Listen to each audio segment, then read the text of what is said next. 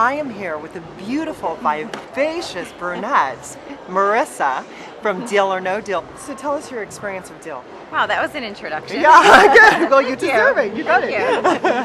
Well, today we're shooting our last episode of the third season. Great. So, yeah, it's kind of exciting. A little bittersweet, but I know the fourth season is just around the corner. So, Cool. So we'll be back on the set again very soon. I know that you've been here from the beginning. What has your experience been like? So we shot the pilot in November of 2005, and it ran in December 2005, and the ratings were really good. And so then it got picked up, and here we are 3 seasons later. One thing I will say is that when we started, the dresses were a little longer, and as the seasons went by, they got a little shorter. I kind of noticed that. And you guys are standing on high hills too the whole time, and I was like feeling for you. I'm like, oh my gosh, they're on their feet all day. Yeah, and it's cold. I was just upstairs talking to one of the girls who was on stage with me last night. We were one of the last girls to get chosen, so we were on stage for about 3.5 hours. And I couldn't wait to take my dress off, and she couldn't wait to take her shoes off. And and then we were just saying, you know what? After 3.5 hours, you just like want to take. So it it's off. all pretty smiles. That's Hollywood for you. They're long hours, but it's good though.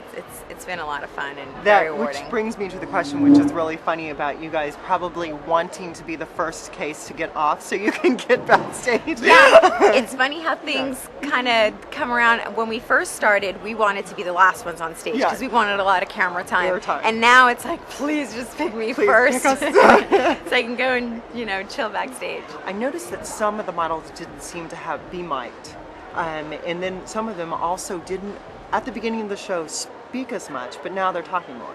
In a natural progression of things. Right. Well, when we first started shooting the show, not everyone. There was probably maybe like 4 people mic'd at a time on stage, 4 or 5 people mic'd at a time on stage. And now throughout the season, I guess maybe now there's like 8 people mic'd on stage. But as the girls come off the stage and as the show progresses, eventually by the end of the show, all the girls are mic'd.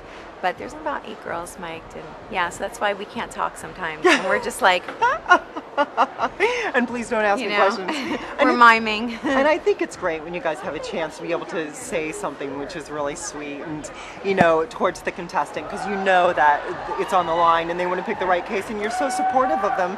Do you feel at times, of course you're happy that they pick a case that has the least amount, because that means that they their money raises, but then at times do you feel responsible when maybe they picked too much of the amount? I know. It's you really do get involved in the game, especially when the contestants have some a really heartfelt story, and you really want them to win because they desperately need the money.